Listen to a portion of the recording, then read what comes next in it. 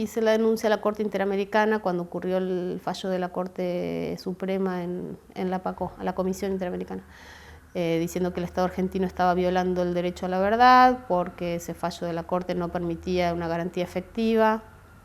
Y ese caso era, la damnificada era Carmen, pero la denuncia la firmaron todos los organismos. Hicimos una representación de todos los organismos a Carmen. Y en el marco de ese juicio se firmó una solución amistosa. Alicia Pierini era en ese momento la secretaria de Derechos Humanos de la Nación y ella propuso hacer un acuerdo de solución amistosa donde el Estado argentino se comprometía a garantizar el derecho, a garantizarlo por la vía de la justicia penal.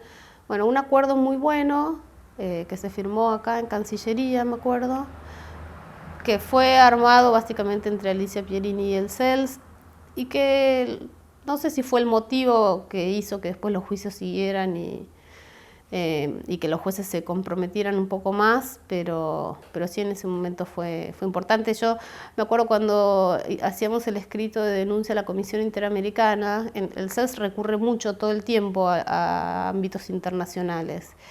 Y tiene como un segundo objetivo lograr el avance de la jurisprudencia en el ámbito internacional, o sea, más allá de los cambios reales que se produzcan en la situación social o política que estás viendo, esta mirada sobre el derecho y sobre el derecho internacional y sobre las instituciones internacionales está siempre presente. Entonces me acuerdo que, bueno, no importa, salió el fallo de la Corte y yo estaba indignada, deprimida. Dije, no importa, ahora vamos a ir a la Corte Interamericana y vamos a la Comisión Interamericana y vamos a lograr. Y yo decía, pero ¿para qué queremos más sentencias de organismos internacionales que podemos empapelar las paredes y después acá los juicios no avanzan? Lo que estamos buscando es justicia, no estamos buscando buenas decisiones, ni jurisprudencia interesante, ni... Me acuerdo de esa discusión. Y la solución amistosa, o sea, sentar al Estado y el Estado comprometiéndose, era un poco la demostración de que tenía algún sentido. O sea, yo no dudaba de que tenía sentido recurrir a ámbitos internacionales. Lo que no me parecía era que era bueno en sí mismo. Pero bueno, ahí fuimos logrando de a poco el compromiso del Estado y también en los últimos años del gobierno de Menem hubo una apertura al tema. Me acuerdo de una reunión de Estela Carlotto con Menem y Corach, donde creo, si mal no recuerdo, que se acordó la creación de la CONADI, y que fue muy criticada Estela por reunirse con Menem en ese momento. Yo creo que hizo bien, o logró mucho, logró que los juicios a partir de ahí avanzaran, no sé si es porque logró conmoverlo al presidente o por qué, pero lo cierto es que a partir de ahí los juicios de apropiación de niños, que eran los que no estaban incluidos en la obediencia debida y punto final y estaban parados, comenzaron a moverse.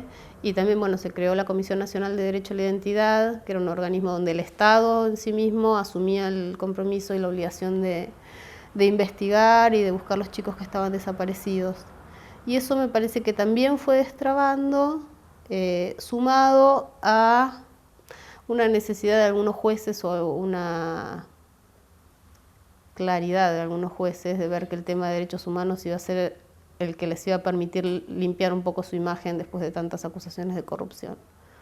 Entonces ya los últimos años de los 90, a partir del 98, 99, empieza a haber de a poco una apertura mayor. También, bueno, detienen a Videla por caso de apropiación de niños, sí lo detienen, o por lo menos lo procesan, y también a Macera, y enseguida ocurre la detención de Pinochet en Londres. O sea que fue un escenario que se cambió totalmente de un año al otro. O sea, ya en 98 y 99 son años que tenían presión internacional por los juicios en España, presión también por lo que estaba ocurriendo en Chile, los jueces intentando ya alguna señal en relación a estos casos. Y también me parece de parte de las organizaciones esta decisión de abuelas de avanzar y lograr algo con el menemismo, los organismos juntarse y defender el derecho a la verdad y que se empiecen a reproducir los juicios por la verdad en todo el país, hizo que todo cambiase y que empezase a abrir la posibilidad de discutir la validez de las leyes, ¿no?